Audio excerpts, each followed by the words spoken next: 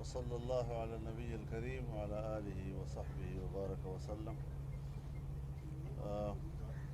سردار ایاز صاحب ہمارے انتہائی قابل احترام دوست بھی ہیں، ہمارے کولیگ بھی ہیں، اور ان کے بھائی کے انتقال پر ان دنوں میں میرا ملک سے باہر تھا، تو واپسی پر پھر میں نے سوچا کہ میں ان کے گھر تعزیت کے لیے حاضر ہو جاؤں۔ اللہ تعالیٰ ان کی مغفرت فرمائے اور ان کے درجات کو بلند فرمائے۔ تو میرے آنے کا تو مقصد اتنا ہی تھا، آگے آپ جانیں۔ ہمارا سے یہ بتا دیں آپ کے آج کل جو سیاسی صورتحال ہے اس پر خاص طور پر کہ اب بین الاقوامی محاذ پر بھی ہم دیکھ رہے ہیں کہ منفی پروپیگنڈا اسٹیٹ کے خلاف شروع ہو گیا ہے۔ اسٹیٹ تو پہلے ہی جو جوڈیشری ہے وہ پہلے ہی فوٹیج اور سب کچھ ایویڈنس ہونے کے باوجود بری کرتی جا رہی ہے، تو ایسی صورتحال میں کس کے خلاف پھر کارروائی ہوگی؟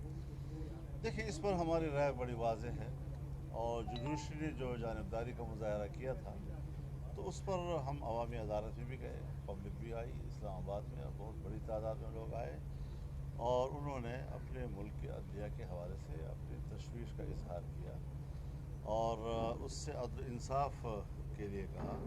جانبداری کا جو رویہ ہے اس کو لوگوں نے محسوس کیا ہے۔ ہم ان کے خیر خواہ ہیں، ان بدخواہ نہیں ہیں، لیکن بہرحال ہمارے ملک کا ادارہ ہے، اگر ان کی کسی کارکردگی پر پبلک کو اعتراض ہوتا ہے تو جمہوریت میں یہی ہوتا ہے کہ عوام اپنی رائے دیتے ہیں اور ان کو عوامی رائے کا احترام کرنا چاہیے۔ مولانا صاحب یہ کہا کہ گزشتہ سالوں میں ہم نے دیکھا کہ تحریک لبیک کی طرف سے مظاہرے کیے گئے جن میں اتنے متشدد واقعات ہوئے کہ پولیس والے بھی اس میں جاں بحق ہوئے، شہید ہوئے، لیکن ریاست نے نہ صرف ان کو معاف کیا بلکہ اس جماعت کے اوپر جو پابندی لگی تھی اس کو بھی ختم کر دیا۔ اب ایک سیاسی جماعت ہے جس کے کارکنوں کی جانب سے کچھ ایسے واقعات آئے، متشدد واقعات ہیں، اس کے اوپر واقعات ایسے ہیں، معاملات ملٹری کورٹ میں چل رہے ہیں، ان کے لیے ریاست کی جانب سے کوئی معافی کی گنجائش ہے؟ دیکھیے، بنیادی بات یہ ہے کہ ان کے جو مظاہرے تھے وہ سیاسی نوعیت کے تھے، قانون کے اندر تھے اور سڑکوں پہ تھے۔ کوئی انہوں نے ریاستی اداروں پہ حملے نہیں کیے، کوئی جی ایچ کیو پہ حملہ نہیں کیا، اور نہ کوئی کور کمانڈر پہ کیا، نہ قلعہ بالا حصار پہ کیا، نہ کوئی فوجی قلعے پہ کیا۔ تو ایسی کوئی بات اس وقت تو ہمیں نظر نہیں آئی۔ پھر ان پر تشدد جب ہوتا تھا تو ضرور ہم احتجاج کرتے ہیں۔ مولانا صاحب یہ فرمائیے گا کہ پہلے جو ہے عمران خان بات نہیں کرتے تھے، حکومت نے ان پر پابندی کی بھی بات کی، لیکن بعض نون لیگ کے رہنما یہ بیان دے رہے ہیں کہ پاکستان تحریک انصاف پر بطور سیاسی جماعت پابندی نہیں لگنی چاہیے، تو کوئی واضح موقف ہے پی ڈی ایم کا اس حوالے سے کہ کیا پابندی لگنی چاہیے یا مائنس عمران؟ میں ابھی سوال کا جواب مکمل نہیں کر چکا تھا، اگر وہ مکمل کروں گا تو آپ کا جواب بھی اس میں آ جائے گا۔ اب سوال یہ ہے کہ انہوں نے تو ریاستی اداروں پہ حملہ کیا ہے۔ جب آپ جی ایچ کیو پہ حملہ کریں گے اور کور کمانڈر کے گھر پہ جائیں گے، قلعہ بالا حصار پہ جائیں گے، آپ چکدرہ کے ان کے قلعے پہ حملہ کریں گے، تو پھر آرمی ایکٹ حرکت میں آئے گا۔ ظاہر ہے کہ وہ مستقل مدعی بن گئے جب تو، لہٰذا اس حوالے سے بالکل ایک نئی صورتحال ہے جس کو ماضی کے کسی واقعے پر قیاس نہیں کیا جا سکتا۔ جلسے ہم نے بھی کیے ہیں، اور جتنا بھی میڈیا نے اور بین الاقوامی میڈیا نے عمران خان کے جلسوں کو پروجیکٹ کیا، اس وقت بھی ہمارے جلسوں کے مقابلے میں ان کے جلسے جلسڑیاں تھیں، لیکن وہ پروجیکٹ ہوتا رہا جی، لیکن کوئی خلاف ورزی قانون کی نہیں ہوئی۔ ہم تو ابھی بھی کورٹ کے سامنے گملوں کی بھی اور پھولوں کی بھی اور ان کی کیاریوں کی بھی حفاظت کر رہے تھے۔ تو اس صورتحال میں اب آرمی ایکٹ جو ہے وہ ضرور اب حرکت میں ہے، اور وہ بھی ایک ایکٹ ہے اور اس کا بھی قانون میں ایک حیثیت ہے، کوئی ایسا نہیں ہے، اور پھر اس کے خلاف اپیل بھی ہو سکتی ہے۔ یہ بھی نہیں کہ اس کے خلاف اپیل نہیں ہو سکتی، ریگولر کورٹس میں اس کے خلاف معافی کی کوئی عمران خان سے میں گزارش کروں جی، معافی والا سوال آپ ہم بار بار کیوں لفظ استعمال کر رہے ہیں؟ میں ایکٹ کی بات کر رہا ہوں، میں اس کے کورٹ کی بات کر رہا ہوں۔ اس حوالے سے ایک ان کے خود مدعی ہیں، اور جو مدعی ہے ان سے کبھی جا کر آپ سوال کریں کہ آپ معاف کر سکتے ہیں۔ الیکشن پہ زور دے رہے ہیں، تو پی ڈی ایم کے سربراہ کے طور پہ آپ سمجھتے ہیں کہ الیکشن جو ہے وہ اس سال ہونے چاہیے، الیکشن کی ڈیٹ اناؤنس ہونے دیکھیے، ہم نے ماضی میں جتنے فیصلے کیے ہیں،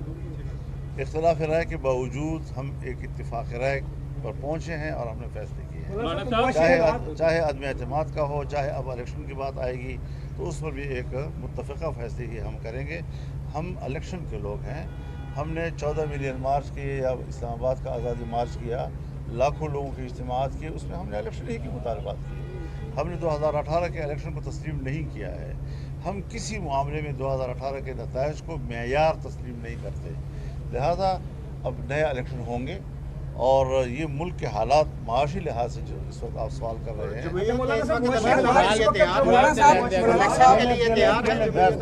جواب پورا لینا۔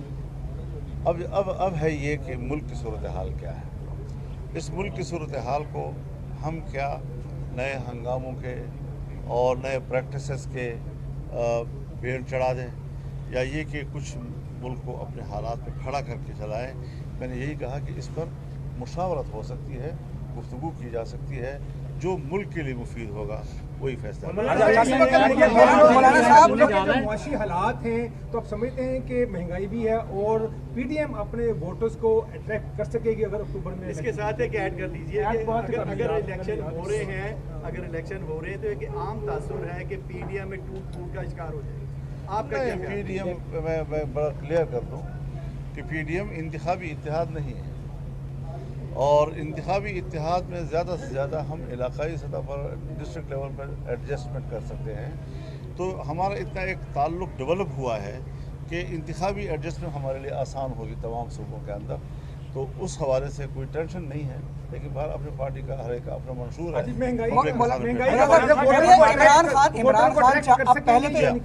جہاں تک مہنگائی کا تعلق ہے، یعنی پریشانی ہمیں یہی ہے، اور میں آپ کو یاد دلانا چاہتا ہوں کہ جو ابھی ہماری حکومت نہیں آئی تھی اور عمران خان کی حکومت تھی، لیکن میں نے بڑے بڑے جلسے میں یہ بات کہی کہ ملک کی معیشت اس حد تک گر چکی ہے کہ نئی حکومت جب آئے گی تو اس کو اٹھا نہیں سکے گی، اور جب نئی حکومت آئی تو اس پر بھی میری ابتدائی تجاویز یہی تھی کہ ہمیں فوراً الیکشن کی طرف جانا چاہیے، لیکن جب سب دوستوں نے کہا کہ نہیں ابھی ہمیں حالات جب اپنے ہاتھ میں لے لیے ہیں تو پھر ذمہ داری کو ذمہ داری سمجھنا چاہیے، تو انشاءاللہ پبلک بھی یہ بات سمجھ رہی ہے کہ ملک کو اس دلدل کی طرف کس نے دھکیلا ہے، اور اس دلدل سے نکلنے میں کتنی دقت سامنے آ رہی ہے۔ وہ جو ہمارے اندازے تھے وہ صحیح ثابت ہو رہے ہیں۔ ساری مشکلات انہی کی وجہ سے ہوئی، ہمارے ملک کی معیشت جو اوپر جا رہی تھی، اور 2018 میں جب ہم چھوڑ رہے تھے اس کو 2017 میں، تو اس وقت جو گروتھ تھی آپ کے ملک کی وہ اس کے بعد جو گری ہے، تو اس گرنے کے بعد دوبارہ اٹھانا، اب اس وقت صورتحال یہ ہے کہ ہمیں کچھ امید پیدا ہو گئی ہے کہ ملک کی معیشت بہتری کے لیے متبادل راستے پیدا ہو رہے ہیں۔ عمران خان پہلے جو ہے مذاکرات کی بات نہیں کرتے تھے، اب وہ کہتے ہیں کہ ہم مذاکرات کے لیے تیار ہیں، کمیٹی بھی بنائی ہے انہوں نے، کیا سمجھتے ہیں اب مذاکرات کریں گے آپ ان سے؟ ہم پہلے بھی نہیں کر رہے تھے اور اب بھی نہیں کر رہے۔ اچھا یہ بتائیں پی ٹی آئی کے اوپر مولانا پی ٹی آئی پہ پابندی کی باتیں بھی ہو رہی ہیں، آپ بتائیں آپ کی ذاتی رائے کیا ہے، پابندی لگنی چاہیے کہ یہ فیصلے کورٹ نے کرنے ہیں، اور اگر کورٹ یہ سمجھتا ہے کہ اس کو پابندی ہو جانی چاہیے تو خس کم جہاں پاک۔ مولانا صاحب ابھی آپ کی میاں شہباز شریف صاحب سے ملاقات ہوئی ہے، پہلے نون لیگ کے اندر ایک ڈیفرنٹ بیانیہ دیکھنے میں آ رہا تھا، مریم نواز مذاکرات کی حامی نہیں تھی، کیا اب شہباز شریف صاحب بھی اسی موقع پر آ چکے ہیں کہ تحریک انصاف سے کوئی مذاکرات نہیں ہونے چاہیے؟ جو میں کہہ رہا ہوں وہی پی ڈی ایم ہے، بس۔ شکریہ، تھینک یو سر، بہت بہت شکریہ۔ جزاک اللہ۔ میر صاحب